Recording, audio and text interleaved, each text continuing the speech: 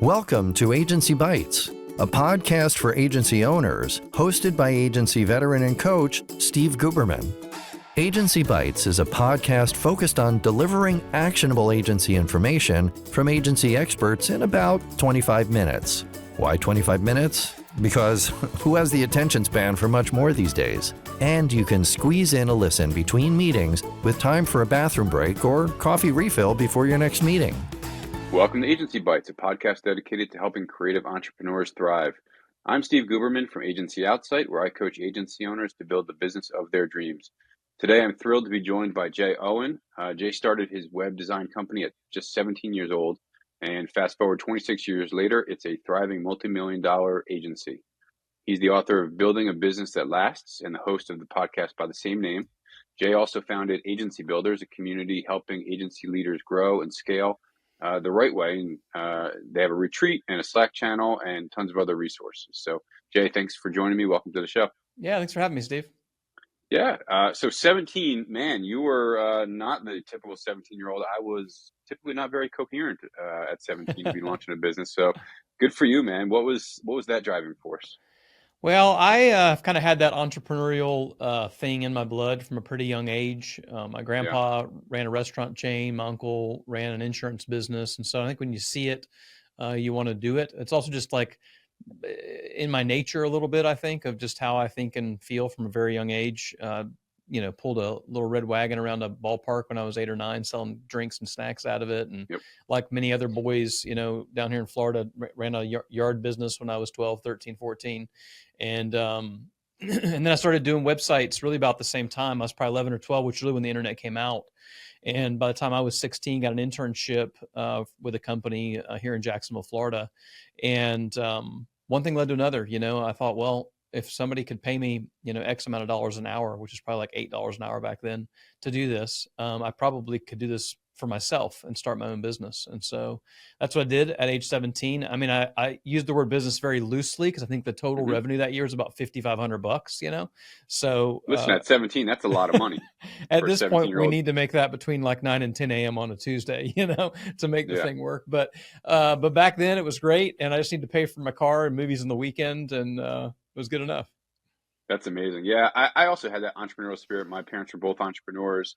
And so as a kid growing up, my mom put me to work for her in her business, and she had a janitorial company. And so, yeah, similar, car washes, lawn services, anything we could, selling things on sides of roads kind of stuff. So I love that, man. Talk about like what the trajectory of the business, 26 years, I mean, hills and valleys, I'm sure hasn't all been straight skyrockets. No. What were some of those hills and valleys for you? Yeah, I mean, I'm the slow grow guy, I think everybody in today's world wants to grow fast. They want a quick fix, and usually it doesn't work very well that way. Fast things, when they crash, cause significant damage. And when things are moving a little bit slower and they crash, you wipe the bumper off and keep moving. And so I've always grown really slow. I probably spent, close to a decade just running it by myself. I say by myself, but I contracted out a lot of things. When I couldn't figure out how to do something myself, I would find somebody to contract it out to. But I didn't hire employees for literally a decade. And then now, once I started hiring a team, I thought, okay, this is actually really great and kind of fun to create opportunities for other people. Actually, it was around 2008, like when the economy was collapsing. The business was doing pretty good because I was in a little bit of a sweet spot. And like a lot of the big agencies were actually losing work because companies were retracting their budgets due to the economic collapse. But I was so cheap at the time, it actually was a huge advantage. And so I was picking up work that I wouldn't have otherwise picked up. Somebody that would have spent $50,000 on a project before now could only spend $5,000. Well, I was the guy that could do that back then, and make it work and still be profitable. And I looked around and thought, I think I could create a job for somebody else. Like I think I could create a job that I would want to have if I was another person. And so part of my inspiration and really desire and heart in even having the agency still today versus selling it and moving on to something else is I like creating a space where other people have a great job. Like, I mean, that is a driving force for me as much as profitability or anything else. Like I want to create a space where other people go, this is a cool place to work. Like I like, this makes my life better being here. And that's worth doing to me. Yeah, I had the same feeling when I had my agency. It presented me with so much gratitude to be able to employ people and give them a place to go where they could express themselves creatively. And I didn't treat the business like a family, because I kind of feel like that crosses a line for me, but I certainly felt like there was a relationship that we built where I was able to help support them in their career and guide, be a part of their guidance Sure. and their trajectory. So yeah, giving people a job is just the greatest thing. At what point in like starting to add people to your team and grow the agency were you able to get away from building websites yourself, getting under the hood, writing code, etc., to fully just being on the operational side? Yeah, in the business versus on the business. I mean, it took me a long time, honestly. Again, I'm a slow guy. I'm a slow learner. Hmm. One of my big mistakes early on was I didn't get in community soon enough. I didn't get around Okay. other people who had already done the thing before. I didn't have good mentor. I had a good mentor in business, which was my uncle when I was younger. But when I got into the agency world, it took me a long time to get in community and find people who had already done the things that I had that would have shortcut some of the mistakes and errors that I made. And the problem is I'm a tinkerer, so I like to get in and do the things. I'm a Yeah. little bit of a jack of all trades, master of none, which is what has allowed me to like last for so long in the early years by myself, because I would just do all the different things. They were never great though in the early years. Like, I'm a below average designer. I'm a significantly below average developer. So I can do all the different pieces of the business, but just not as well as the people who are actually experts in those particular pieces of the pie. And so, but there was a season when in the business where I was at a conference and I was talking about next steps and growth. And it was actually at a Dave Ramsey EntreLeadership event. Simon Sinek was speaking. I got to ask him a question. I forget what the exact question was, but it was about like growth trajectory of the future of the business. And he said, well, the question is, how long does a business last if you walk out in the street and get hit by a bus? Hmm. And is it 6 days? Is it 6 weeks? Is it 6 months? Is it 6 years? Like, is it 60 years? What is it? And I thought about that a lot and thought, I mean, probably not that long, honestly. Probably doesn't last very long without me at all. I am the linchpin. And then you go, well, do I have a business or do I have a job? Do I just have a bad job, actually? And I realized that I actually had a reasonably bad job for a very long time, not an actual business that had real Hmm. value. And so I started asking the question all the time, when I go out of town, whether it's a half a day, a full day, or eventually in 2020, I took a full month off. I want to have a list when I get back that says, hey, these are all the things that we said we can't do until Jay gets back. And those are things to solve for. And eventually we solved for, I mean, I don't think it's ever 100%, but probably 95% of those things, to the point where it really doesn't need me day to day. I think it would last a very long time without me at this point. And that is, to me, a truly valuable business, both for my sake and the security of my future, but also for the team. Because I don't think any team wants to work at a place where if one person gets severely ill or God forbid dies, that all of a sudden they lose their job next week. Nobody wants that kind of instability. Yeah, I love that. I think that kind of nods to Simon's book. I'm drawing a blank on the name of it. Um, He's got maybe leaders eat last, or Man, I'm gonna have to look it up. It's something about the longevity of a business, and anyway, I'll look it up. But I don't want to draw blank symbols here. But yeah, I love having the longevity. You've got probably the people and the processes in place that make it a business and not a job. And I think so many owners build themselves into jobs. You identified super early on that's not what you want. You want something stable for yourself, for your team. How big is the team now? internally it's about 20 people, and it's a really good size. That's where I like it. I don't really have an ambition of building a 200-person agency. Yeah. It can be problematic though in the agency world, because it's like you want to create growth opportunities for other people.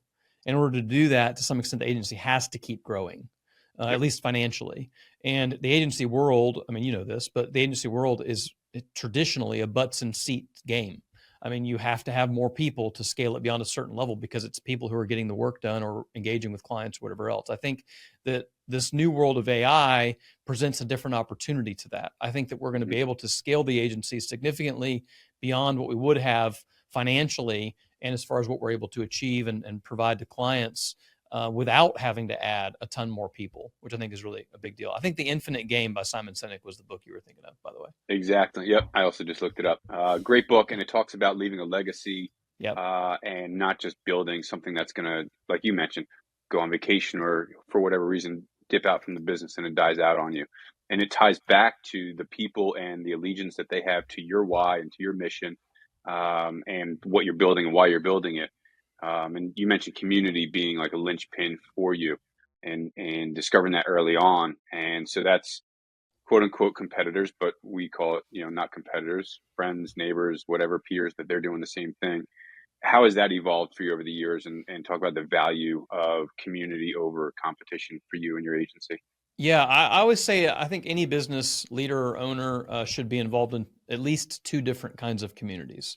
One, I think, is it good to be in a generalist business owners community, people that do all kinds of different things. I've been in all kinds of different versions of these over years, from local BNI groups to a C12 group to Dave Ramsey's Entre Leadership Team group. All those are similar in that they're many different kinds of businesses involved. Also, for those of us in agency land, it's also an incredible prospect pool because you're Right. involved with all these other people who mostly all of them need your services. And so there's a double-edged sword there. And then on the other side, I think people, regardless of industry, need to be involved in a industry-specific group, a group of people where when you walk into the room, generally everybody does the same thing. Now, I know different industries are different with regards to how they handle competition. I have found in general, at least in the circles that I've been fortunate enough to be in, agency owners and leaders, at least in the spaces that I'm in, tend to be pretty collaborative by Mm-hmm. nature. I think design and creative people tend to be a little bit more like, hey, let's build community, let's create things together. And so we believe a lot at Agency Builders in this idea of collaboration over competition. And I was in a group called the Bureau of Digital for a very long time. A guy here locally in Jacksonville, Carl Smith, started that. Awesome group. I learned a ton from those folks.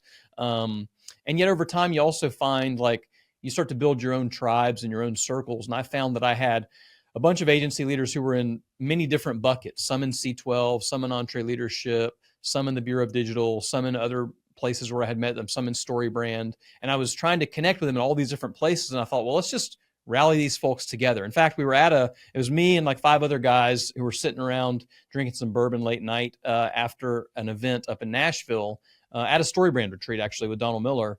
And Mm-hmm. we were like, we need more of this, like-minded agency owners and leaders who are just willing to sit around and share the realities and be authentic. We're not in here trying to measure success in some, objective way that, makes us feel better than everybody else. We're just trying to share ideas. And so I was like, well, let's host an event. Like we can do a little thing down in St. Augustine Beach, because that's where I live, and people like to come there in the spring when it's still snowing everywhere else. And they were like, great, let's do it. And so we did it 4 years ago for the first time, had, 30 people. And everybody's like, well, when are we doing next year? And I was like, well, I didn't really plan on doing it next year. I just thought we'd have a nice time one time, and I lost money doing it, but it was fun anyway. And I was like, okay, well, I got to do it. If I'm gonna do it again, I'm gonna not lose money next time. And Mm-hmm. I think we had 45 people the next time, and then 65 people the next time. We'll have close to 100 this time. And so just, again, so I'm a slow growth guy, little by little, a few more people each year, building community and collaboration. We got almost 400 people in a Slack channel now. That's just kind of community that's connecting and sharing ideas. Hey, I'm struggling with this. How can I solve it? And so that's kind of the evolution and the metamorphosis of creating our own space and my own community that I get to lead. And it's just a joy. I love being with these folks. It's a really good time. I love how you talk about wanting to build a community to support one another and to share almost like the struggles and challenges and the commiseration, or like, and a lot of these other groups do the same thing, but like your, call it the why, well, another nod to Simon, Sure. why for wanting to build these communities is really heartfelt, and I admire that, and I see that in you and a lot of what you do.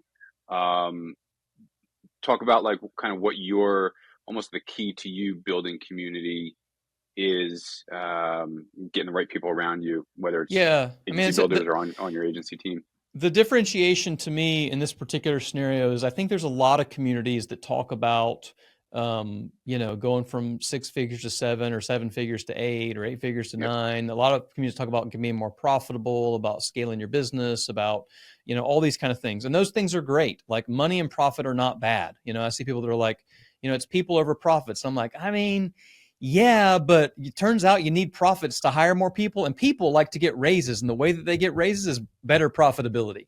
But that said, I always say that there's more to life than just work. even though I love to work. I'm a little bit of a workaholic, if I'm being completely honest. Mm-hmm. But I've also got 5 kids, who are growing up very fast. My oldest is 20, my youngest is 12, and other people who have had kids, especially older kids, realize this is the toddler years seem to last forever. And then there's something about these later years that's like time feels like it's accelerating, Yep. I've been married to my wife for 22 years. I would like to be married to her until the day that I die, Mm-hmm. and I know everybody's been through all kind of different stories, and everybody doesn't get to have that same, outcome sometimes. And so I'm empathetic to that. But at the same time, I want to build a community of people who go, yeah, I would love to have a strong marriage and a strong business. Yeah, I'd love to be a great mom or a dad and a great leader in the company. Like, these things are not mutually exclusive. And so that's a big part of my heart with agency builders. And my faith is a big deal to me. The 2 things people always say you should never talk about in polite company are politics and religion. And I love to talk about both of them. I also love to be around people who totally disagree with me in all those scenarios, as long as we can have, some fruitful conversations. I think that one of the biggest problems culturally with us right now is we're incapable of doing that. We get in these rooms and people just, it ends up in a screaming match, and you're like, what are we doing? We got a lot more in common than we do different. And so I want a place where, some people may find it uncomfortable, but like when I start an event, I pray over the event, because that's what I believe in. And if you don't, no problem. Like, you want to like stare at me oddly while I'm praying over the room, that's fine. That's okay. And at the same time, if you're going to come to a thing that I'm leading, you should expect that, because if I say I believe these things, then what am I doing if I don't do those things? Yeah. It's just lip surface. And so for me, it is about, more than just building a great agency. It's about more than just, making more money. It's about family. It's about friends. It's about community. It's about faith. It's all those things tied together. And really, that is the heart of agency builders to me. I love that, man. And I'm in the same vein that let's have conversations, let's bring opposing points and do it in a loving, caring way, and hug at the end and Yeah. walk away friends, and, go share coffee afterwards or something like that. I'm all about that. Otherwise, there's just like this giant elephant in the room that nobody's talking about, because we all have a belief in something. We all have a faith in something and a trust in something, and whatever you want to call it, wherever you go to connect with Sure. it, there's always, you know what I mean? And again, whether it's politics, religion, different beliefs, you carry that through every thread, or, pull that thread through every aspect of your life. And man, so many people don't. And you talk about like they don't need to be mutually exclusive. And I've got clients, friends, etc., that they run their business fully differently than they run their homes and live their lives. And I just feel like it's so much more authentic, and it goes so much further when you bring it into all areas of your life. So I love that you honor that.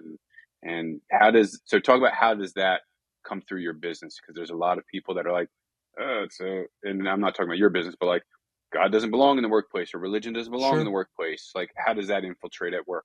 Sure. I mean, I do a lot of things that a lot of people would disagree with, and that's okay. You get to run your business however you want to run it, and I get to run mine however I want to run it. And people Absolutely. that want to work here are going to be okay with that, and it's up to them. And same thing with clients. Like, clients may not be comfortable. I mean, on the wall behind me is our 6 core values, which would make many people uncomfortable. We've got 3 personal ones and 3 company ones. Faith, family, and joy are kind of on the personal side, and commitment, experience, and quality are on kind of the professional side. And I think all those things blend and overlap. Now, I don't expect people that come to work here or clients to go to the same church that I do or believe the same things exactly that I do. That's not a litmus test, by any stretch of the imagination. That said, like I said earlier, if you are going to be incredibly uncomfortable and don't like the idea of me praying over a meeting, you might be uncomfortable here. You don't even have to sit in it. You can leave for that part if you want. It's not going to break my heart. I want people to be comfortable, but at the same time, I'm not going to hide who I am or what I believe. And so, like, my faith, for example, is a big part of who I am. And I don't think that it's something that happens on Sunday mornings. I think it's the paper on which all of life is written. And so for me to not have that as a piece of my business or life would be inauthentic at the highest level. And so that's kind of how I think about it. But at the same time, I want all kind of people involved. I want all kind of opinions and And we just got to be able to talk intelligently and fairly and reasonably and be kind to one another. And I think if we all do that, we'll be a lot better off. Family, another core value people are generally uncomfortable with. The Harvard Business Review had this big article on why family should never be a core value for a company, and I just disagree. And that's okay. I understand like the issues behind it that many companies over time, or some companies over time, have used it in almost like a manipulative way to kind of, well, we're a family, so we're going to all work together to work extra Saturday this week. It's not like that. It just means caring for people in the way that you want to be cared for. It means treating people as more than just a resource. The whole idea that we call people human resources is an absolutely insane thing to me. Software is a resource. People are not. And so those are some of the things that drive me in and out of work. And I don't always do it right. There's plenty of times I do and say things that probably aren't aligned with who I say I want to be. But that's a lot of things are aspirational identities versus actual identities. And I appreciate having people around me to hold me accountable and hopefully keep moving in the right direction. Yeah, they have to be aspirational. We're not perfect. We don't wake up every day and start floating on water or anything like that. And so there are things that we strive for and things that we want to emulate and inspire other people to do. And the way you break down family is so much different than the way a lot of businesses are. We're a family here. And that means, listen, a lot of days don't want to work with my brother and sister. I love them dearly. They're my best friends. But yeah, I don't want to work with them. So I love the way that you kind of distill that down into how do we treat people and how do we want to be treated. And I think that's beautiful. Brass tacks about the agency. Are you guys niched in any kind of way? Was that a key or not to your growth and scalability? Yeah, good question. Everybody asks this question in some ways. I've heard people tell me 1,000 times you have to niche down to successfully grow an agency. And I'm like, well, I mean, I've grown mine from $5,000 a year to about $4 million a year, and I like doing it. So I don't know if that's true or not. Now, maybe I'd be at 40 million if I niched down. I don't know, but I also don't care.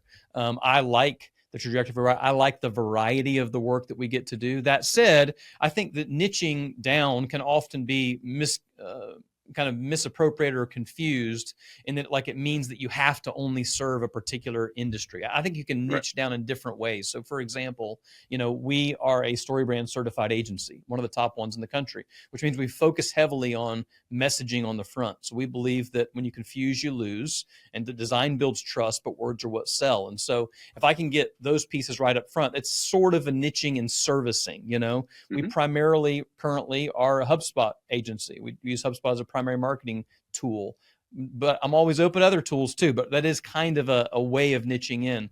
But that said, in general, we have not done what traditionally people would mean by niching, which is picking a vertical, picking an industry and just running after that one. I like the variety of getting to serve a lot of different people. We have, as most people have experienced, had situations where we find ourselves doing a bunch of work in a particular vertical, whether it's construction or insurance or medical software. We've done all kind of different, where all of a sudden, naturally you do one and then, 3 more people go, oh, you did theirs, I'd like you to do ours too. And that makes sense, but we're not trying to do it intentionally. Yeah, no, I love it. And I think there is a lot to be said about choosing, do you want to niche down vertically or horizontally? And once you've got those service lines as your area of focus, now, size of business. And like you said, there's trends to the biz dev process on who you're working with. So yeah, I love that. I'm a big fan of it. So I always need to kind of ask about it and see how are people leaning into it or not, and what are the upsides or downsides in their trajectory. So what I would say that we have done, like, that is parallel to niching, in my opinion, is we definitely have moved towards productization pretty heavily. So beautiful. We're not a truly custom agency in that every single project is a totally custom exploration. It's not that. To be fair, almost nobody really is anyway. Like, there has to be a process, there has to be a plan of how you execute, but we definitely have gotten a lot better at productizing. Like, here's how we do it, here's what our next steps are, here's these packages that we offer. They're not templated per se, but the products that we offer and the pricing are, which makes them a lot easier to sell, a lot easier to package, a lot easier to repurpose. And far more profitable than recreating the wheel every single time of, yeah. We'll figure it out for you, and now you're throwing money out the window. Yeah, that's right. Want to wrap up real quick, throw a couple random rapid fire questions at you. The first one is, if you could swap lives with any celebrity just for a day, who would it be? Oh gosh. Celebrity for a day. Oh, I don't know. I'm not a big celebrity guy.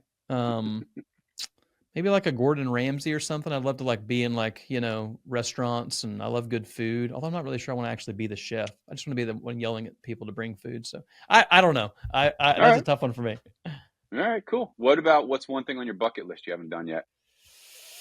Gosh, I have a lot of countries I'd like to go to. Really over the last couple of years, we've started just kind of exploring different places in Europe. And I think Americans in general are it's expensive. So I get it. It's hard to fly over the ocean, but we also have a lot of beauty to see here in America. I feel like I've had the opportunity to see a lot, most of the landscape, most of the big cities, all that inside the United States. And so my wife and I really spend a lot of time now going, all right, what's the next big country we want to go to? We went to Italy last year. We're going to Germany this year, and Belgium. And just all the cultures, the food, the people. There's just a lot of incredible stuff to see out in the world, a lot of awesome people to meet. And so that's the bucket list, is really just continuing to explore all the different countries and landscapes around the world. Yeah, I love that. I'm a big fan of kind of keeping it here. My fiance wants to travel. She's going to France. She wants to see Europe all over the place. And so I love that. And then finally, what's a piece of agency wisdom that you once ignored but later realized was gold? Get in community. Everybody needs somebody to look up to. Everybody needs somebody to stand beside them. Everybody needs somebody that's looking up to them. And everybody needs somebody that believes in them when they don't believe in themselves. And if you don't have those four people in your life, you are risking more burnout than ever before. Most agency leaders, most entrepreneurs for that matter, end up stressed out and worn out and ready to quit. And if we have the right people around us, it changes everything. Get in community, get the right people around you. I should have done it much earlier. Love that. Jay, I really appreciate you showing up as your authentic self. And I think that that's just how you show up. So I'm grateful for that. Thanks for sharing everything you did so far with all of our listeners. Check out Agency Builders for their Slack channel, upcoming events, and all the great things that they're doing. Thank you very much, Jay. I appreciate you. Thanks, Steve. Thanks again for tuning in to Agency Bytes. If you know someone with expert knowledge on a topic that agency owners would love to hear about, go to agencyoutsight.com/podcast-guest and nominate them.